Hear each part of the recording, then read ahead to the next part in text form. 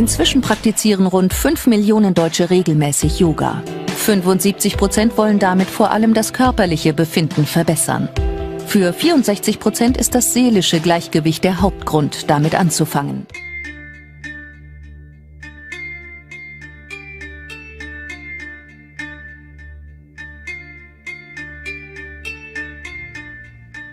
And I had about 400 students who considered me their guru, and I was running a yoga ashram in Tampa, Florida. So I was very focused, intensely focused. The word guru comes from two words that mean one who brings you from darkness into light. And the word guru simply means teacher. When I was a quote-unquote guru, I had not yet entered into the light myself, and so I couldn't draw others into the light. I experienced what seemed to be light. I had many out-of-body experiences during meditation. They call it astral projection. But I had the strong impression of my soul actually leaving my body and being in what they call an astral realm or a spiritual realm. And then I had an experience of white light. But once I had the experience of God, all of those experiences paled in comparison, and I realized that they were counterfeit experiences and not the real experience of the true and the living God. The guru I studied under taught us that in every human being is something called the Kundalini. The Kundalini is also referred to as the serpent power, because what is taught in Hinduism and what is promoted by the gurus and swamis that come over in the Western world is the idea that there is a coiled, latent, dormant energy at the base of the spine, which is that spark of divinity supposedly within every human being, that through meditation is unleashed, and like a serpent striking, it strikes the third eye, and that's when a person achieves God consciousness. When I was a student of yoga, my whole focus through meditation, through yoga, through various disciplines, was to hopefully awaken the Kundalini to achieve God consciousness. Some of the gurus I studied under, that it's a very dangerous thing to do prematurely.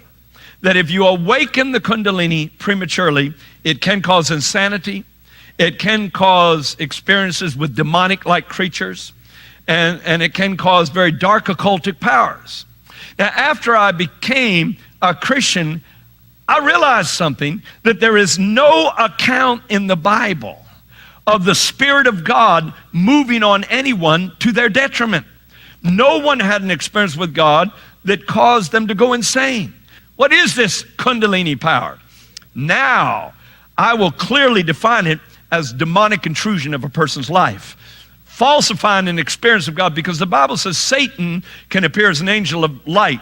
This is a personal account of the supposed awakening of the Kundalini by a very popular guru. He encountered a naked ascetic. An ascetic is like a wandering sadhu, a person who completely denies himself, and all he does is seek after ultimate reality. And Swami Muktananda encountered a naked ascetic who was blissfully meditating on top of a pile of human excreta. Now, why would anybody sit on a manure pile to meditate? Because it was part of his way, and there's a logical reason for it. It was part of his way of overcoming the delusion of the physical world, because everything is an expression of God, even the excreta.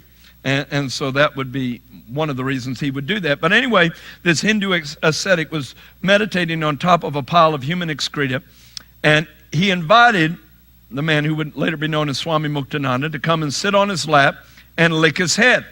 And the ascetic then proceeded to initiate Muktananda into Kundalini Yoga. Later that day, Muktananda explained, "My mind seemed deluded. I felt I would soon become insane. My entire body started aching. The tongue began to move down the throat, and all attempts to pull it out failed. My fear grew. I felt a severe pain in the knot below the navel. I tried to shout but could not even articulate. Next, I saw ugly and dreadful demon-like figures, and I thought them to be evil spirits. Suddenly, I saw a large ball of light approaching me from the front. It merged into my head, and I was terrified by the powerfully dazzling light." An encounter with God? No.